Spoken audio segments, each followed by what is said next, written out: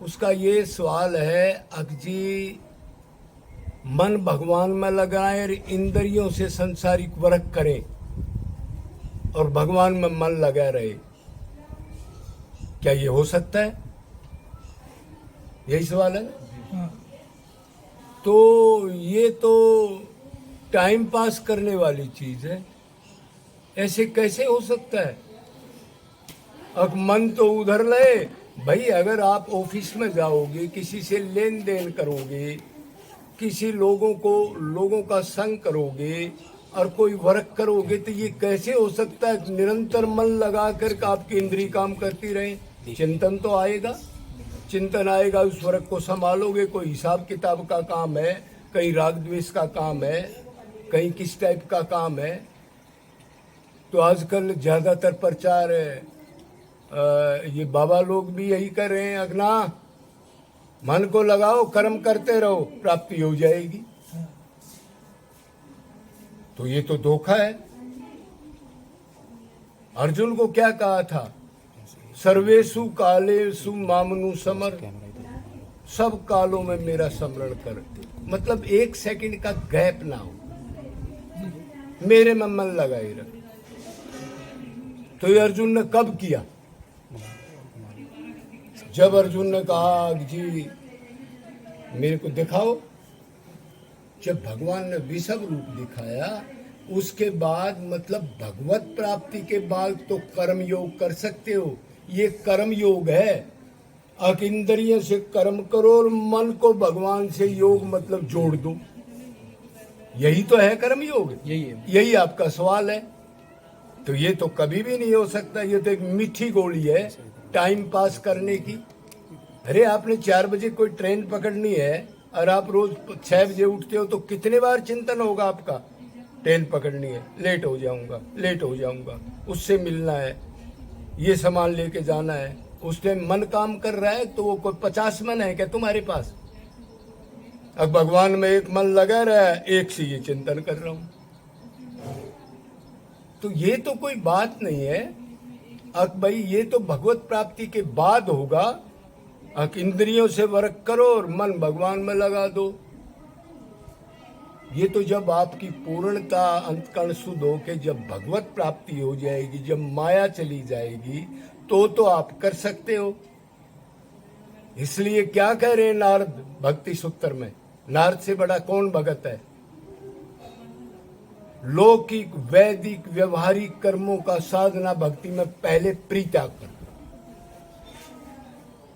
लौकिक वैदिक व्यवहारिक यही कर्म तो हम संसार में करते हैं जी, उनका परित्याग कर दो। जो भक्ति में रुकावट आए उस कर्म को एकदम से छोड़ दो, जिसमें आपका मन विचलित हो और सोचना पड़े, टेंशन हो और संसारिक लोगों को फेस करना पड़े, उसको पहले छोड़ दो। अब कह रहे नाना नाना जी, उसको भी करते रहो और भगवान में मन लगा दो। ऐसा कोई पैदा हुआ है क्या इस दुनिया में? सुखदेव जी थे जैसे। तो भाई वो तो बात सोचो ना, वो तो परमहंस निष्काम आपत काम, उसकी बात छोड़ो। आप सुखदेव की कहां बात कर रहे हैं? ये तो वो भी नहीं कर सके जो दूब खाकर तपस्या करते थे। वेदव्यास के पिताजी कौन थे? पराशर मुनि। वो भी मछेरा की उसने किश्ती में इसको गिरा दिया, उस विषय ने दूब खा करके। इंद्रियों पे इतना कंट्रोल, लेकिन मन सोबरी ऋषि पानी में ही समाधि लगा देता था, शरीर जर्जर हो गया। और एक मछली को आपस में संबंध जल में देख लिया और राजा मानदत्ता के पास पहुंच गया। अब तेरी कन्या बहुत सुंदर है, मैं शादी करूंगा। इस ढकोसले में मत पड़ो, यही सब कर रहे हैं। अब संसार का कर्म छोड़ेंगे नहीं, भगवान में मन लगा देंगे। ये तो ड्रामा है। ऐसे होता है क्या? ये ब्रिज में ऐसे किया था लोगों ने भगवत प्राप्ति की, जब मर गए, सूख गए कुटिया के अंदर, एक सेकंड बर्बाद नहीं किया। तो ये सब गलत बातें हैं। ये ऐसे लोगों को मैं तो बाबा वो लोगों से हाथ जोड़ता हूँ, कथावाचकों से हाथ जोड़ता हूँ, भाई ऐसे इनको भ्रमित करके इनके लक्ष्य से खराब मत करो आप। एक ही मन है, मन उदो मन ने भयो 10-20 मन नहीं है तो काम चल जाए। एक उधर चार्ज कर लो, एक उधर चार्ज कर लो। एक ही मन दिया है। भगवान ने कहा है कि ये मनुष्य इतना धोखेबाज है, अनंतबाज मनुष्य शरीर दे लिए और ये धोखा करेगा, इसलिए 2 आंख, कान, नाक, गुर्दे गार्दे दे दिए, लेकिन मन एक दिया, हाँ गद्दारी करेगा जी। भगवान भी जानता है ना, अनंत धोखे खा चुका है ना अपने पुत्रों से। तो ये चीज गलत है। ये चीज भगवत प्राप्ति के बाद हो सकती है। साधना भक्ति में तो कर्मों का बलि प्रत्याग कर दो, भाव भक्ति में जाने के बाद कुछ आप दृढ़ हो जाओगे। जब कोई कर्म करके मन को थोड़ा सा अटैच कर सकते हो, नहीं तो भगवत प्राप्ति के बाद होगा। पहले मत करो, पहले अपना सर्वनाश मत करो, ऐसे लोगों को गाइड मत करो। और जीव तो यही चाहता है मेरे को ऐसा आदमी मिले जो मैं गुरु बना लूं और ये कह दे हाँ कर्म करता रहे और मन भगवान में लगाता रहे। और कोई ऐसा बता दे ये गलत है ये साधु तो बेकार है, इसके पास किस लिए जाना हमने। वो तो चाहता है जो मैं चाहता हूँ वो बोल दे, बस मेरे को बहाना मिल जाए और इनकी पूजा करता रहूं, माँ की, बाप की, दोस्त की, बेटे की, धन की, नौकरी की। मन लगाता रहे, बर्बाद होता रहे। पिछले संस्कार से भक्ति तो है लेकिन थोड़ी बनेगी टूटेगी, बनेगी टूटेगी, छोड़ेगा नहीं कि वो जानता ही नहीं है क्षण भंगुर शरीर है। गुरु तेरा कैसा था, इनको तो झापट मारने वाला गुरु हो, गाली गलौज देने वाला गुरु हो।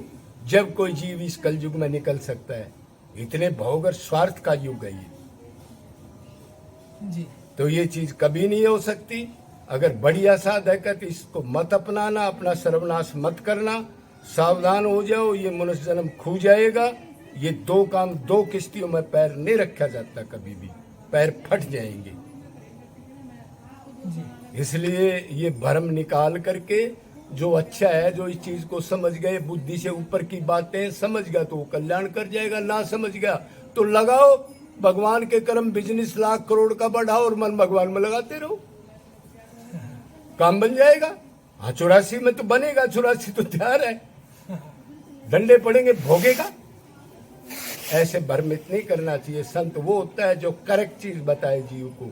भक्ति के 2 पुत्र हैं, ज्ञान और वैराग्य। ज्ञान ये है सार, मैं शरीर नहीं हूँ, आत्मा हूँ, मेरा संबंध परमात्मा से है, क्यों मैं नित्य हूँ, वो भी नित्य है। अनित्य चीज से संबंध मेरे मन को बर्बाद करेगा, दुख देगा, टेंशन करेगा, चिंता होगी।